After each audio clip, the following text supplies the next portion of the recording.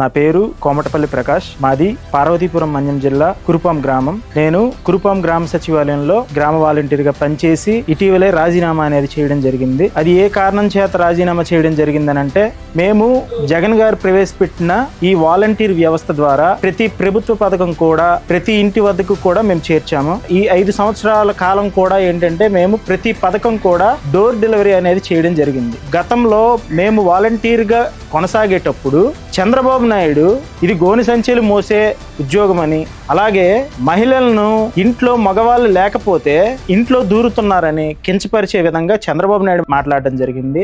అదే విధంగా పవన్ కళ్యాణ్ కూడా ఏంటంటే మేము స్లీపర్ సెల్స్ అని, ఉగ్రవాద సంస్థలకు సంబంధించిన వారు అని అనేక రకములైనటువంటి మాటలు అనేది మాట్లాడడం అనేది జరిగింది. అదే ఆ కూటమి అభ్యర్థులే పవన్ కళ్యాణ్, చంద్రబాబు కూడా మేము ఇంటి వద్దకు చేరుస్తున్న ప్రతి పథకానికి కూడా ఒక 10 రోజుల క్రితం మేము పెన్షన్ పంపిణీ చేస్తామంటే కూడా అడ్డుపడడం కూడా జరిగింది. దీని వలన ప్రజల్లో తీవ్ర వ్యతిరేకత అనేది రావటం వలన ప్రస్తుతం అదే వాలంటీర్కి 10,000 రూపాయలు శాలరీ ఇస్తామని, మీకు ఉద్యోగ భద్రత కల్పిస్తామని నానా రకాల మాటలు అనేది చెప్పడం అనేది జరుగుతుంది. కాబట్టి ప్రతి వాలంటీర్ కూడా ముఖ్యంగా గుర్తించుకోవాల్సిన విషయం ఏంటంటే, ఈ చంద్రబాబు నాయుడిని, పవన్ కళ్యాణ్ని ఈ మోసపూరితమైనటువంటి మాటలని నమ్మవద్దు.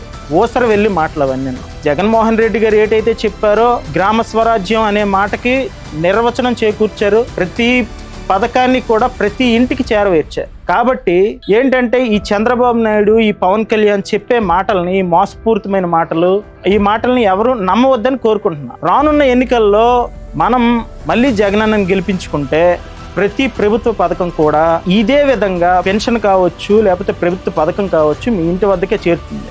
అదే ఒకవేళ చంద్రబాబు నాయుడే వచ్చాడు అంటే, ఇప్పుడు పెన్షన్ కోసం మొన్న 1వ తేదీని ఎన్ని ఇబ్బందులకు గురయ్యారో అదే విధంగా నానా రకాల ఇబ్బందులు అనేది తప్పనిసరిగా మళ్ళీ పడడం అనేది జరుగుతుంది. మొన్న 10 రోజుల క్రితం వరకు కూడా మా మీద కామెంట్స్ చేశారు. ఇప్పుడు మాట మార్చి ఊసరవెల్లి గుణం అనేది ఈ చంద్రబాబు నాయుడు, పవన్ కళ్యాణ్ చేస్తున్నారు. వాళ్ళకి ఎన్నికల్లో వాలంటీర్ యొక్క విలువేంటో, వాలంటీర్ ఒకవేళ తలుచుకుంటే ఏం చేస్తాడో అనేది తప్పనిసరిగా చేసి చూపిస్తాం.